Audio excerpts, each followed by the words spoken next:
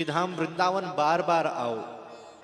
बार बार आने से क्या होगा कि जहां कण कण पे भक्ति महारानी नृत्य कर रही है, इसलिए वृंदावन में भक्ति महारानी पहुंचते ही तरुण हो गई, क्योंकि वृंदावन क्या है, भक्ति की भूमि है। वैसे तो पूरा ब्रजमंडली आनंद देता है, लेकिन जो सुख जो आनंद वृंदावन में है वो कहीं नहीं है। और सिर्फ भक्त ही नहीं तरसते, ठाकुर जी भी तरसते हैं वृंदावन आने के लिए। वैसे तो त्रिलोकी ने ये पूरी सृष्टि को बनाया तो सब कुछ उनको प्रिय है, लेकिन हमारे ठाकुर जी को जितना वृंदावन प्रिय है उतना कुछ और प्रिय नहीं है। एक बार जगन्नाथपुरी में भगवान श्री जगन्नाथ का ये भाव आया, बोले फिर क्या करना है? बोले जगन्नाथपुरी जाओ, वहां पर मेरा जो पुराना विग्रह है उसको हटाकर नए विग्रह की स्थापना होने वाली है, और जाकर मेरा वो विग्रह लेकर आओ जो मैं साक्षात हूं, और यहां पर मुझे स्थापित करो, मैं तुम्हारे संग ही रहूंगा। ऐसा कहकर ठाकुर जी वहां से अदृश्य हो गए। अब संत तो छटपटाने लगे, कहां गए प्रभु, कहां गए? लेकिन भगवान की आज्ञा के बारे में सोचा तो कुछ धैर्य धारण हुआ कि भगवान ने कहा था कि मैं आऊंगा, जरूर आऊंगा।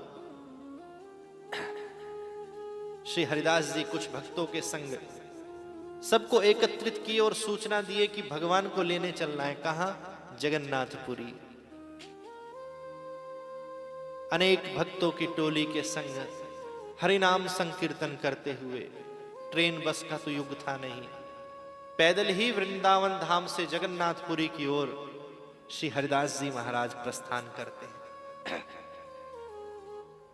और जगन्नाथपुरी पहुंचे और सबसे पहले जगन्नाथ जी के पुजारियों के पास गए, दर्शन किया और अपना अभिप्राय व्यक्त किया। क्या व्यक्त किया? कि मैं प्रभु के इस विग्रह को लेने आया हूं, बहुत जल्द यहां स्थापना है दूसरे विग्रह की, इसे मैं ले जाना चाहता हूं। पुजारियों ने कहा हम चाहकर भी आपको नहीं दे सकते, क्योंकि यह निर्णय राजा के हाथ में होता है। अगर राजा कहे तो आप ले जा सकते हो, बाकी हमारी तो यह सामर्थ्य नहीं है। कहां मिलेंगे? राजमहल में गए, और जैसे राजा ने श्री हरिदास बाबा का मुखमंडल तेजोमय देखा कि कोई भजनानंदी महात्मा आया है, साष्टांग दंडवत किया और दंडवत करके कहा कैसे आना हुआ, क्या कारण है? पूरी बात बताई। भगवान ने स्वप्न दिया, दर्शन दिया और कहा कि विग्रह ले जाना। राजा ने कहा यह तो परंपरा नहीं है, यहां की तो परंपरा यह है कि यहां से जो विग्रह निकलता है उसे समुद्र में प्रवाहित कर दिया जाता है, और ये युगों युगों से चली आ रही है।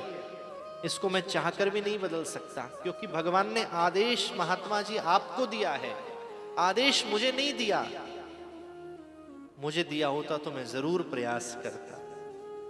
हरिदास जी ने कहा राजा एक बात सुनो, अगर तुमने भगवान के स्वरूप को मुझे नहीं दिया, ठाकुर जी मुझे नहीं मिले, तो जिस दिन आप ठाकुर जी को समुद्र में प्रवाहित करोगे उस दिन यह हरिदास भी समुद्र में ही समा जाएगा, अपने प्राणों को त्याग देगा। राजा ने हाथ जोड़े, प्रभु क्षमा करें, ये मेरी सामर्थ्य नहीं है, ये श्री विग्रह तो सागर में ही प्रवाहित होगा, आपको हम नहीं दे सकते। हरिदास जी को दृढ़ विश्वास कि मेरे प्रभु ने आज्ञा दी है तो पूरी भी वही करेंगे।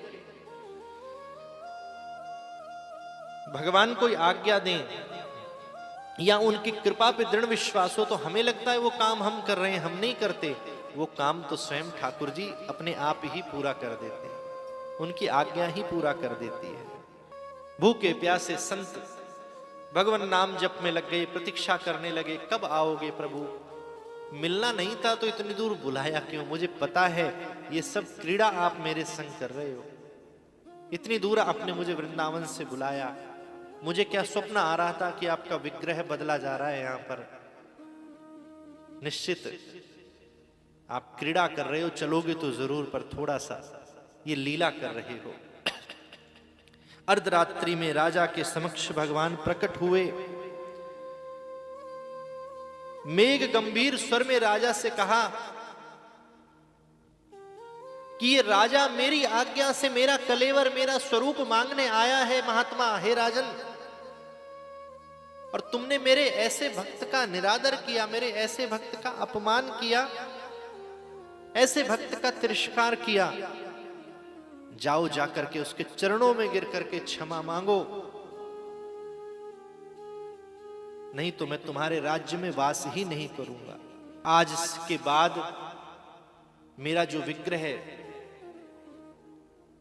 नया स्थापित करोगे और जो दूसरा विग्रह निकलेगा उसे तुम वृंदावन संत के साथ भेज दो, और निश्चित ही आज से मेरा एक स्वरूप वृंदावन में वास करेगा। राजा भयभीत होकर जाग पड़े, घबराए, इतना बड़ा अपराध मुझसे कैसे हुआ। तुरंत कर्मचारियों को भेजा, कहां है महात्मा, कहां है महात्मा।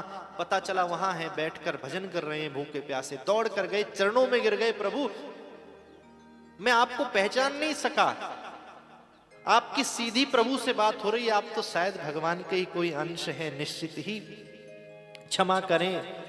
और जो आज्ञा प्रभु ने आपको दी थी वही आज्ञा प्रभु ने आज मुझे दे दी। आज से ठाकुर जी का ये विग्रह आपका हुआ। और श्री हरिदास जी आनंद से नृत्य करने लगे, ठाकुर जी के स्वरूप को हृदय से लगाया, समस्त भक्तों के संग वृंदावन की ओर प्रस्थान किया। और आज भी हरिदास जी अपने शिष्यों के संग लेकर पधारे और एक सुंदर मंदिर बनवा करके श्री धाम वृंदावन में उनको विराजमान किया। और आज भी श्री जगन्नाथ मंदिर की शोभा शब्दों से वर्णन नहीं की जा सकती। जब वृंदावन में रथ यात्रा निकलती है तो ऐसा लगता है कि साक्षात हम सब जगन्नाथपुरी में ही पहुंच गए हैं। किसकी इच्छा से भगवान आए? स्वयं की इच्छा से। जो स्वयं जगन्नाथ नाथों के नाथ होने के बाद भी वृंदावन वास करने के लिए ऐसी लीला कर सकते हैं, तो हम आप तो तुच्छ प्राणी हैं। हम सबको इतनी सरलता से वृंदावन का वास मिल रहा है, ये कितनी सुंदर कृपा है। भगवान भी लालायित रहते हैं ऐसे वृंदावन धाम के लिए।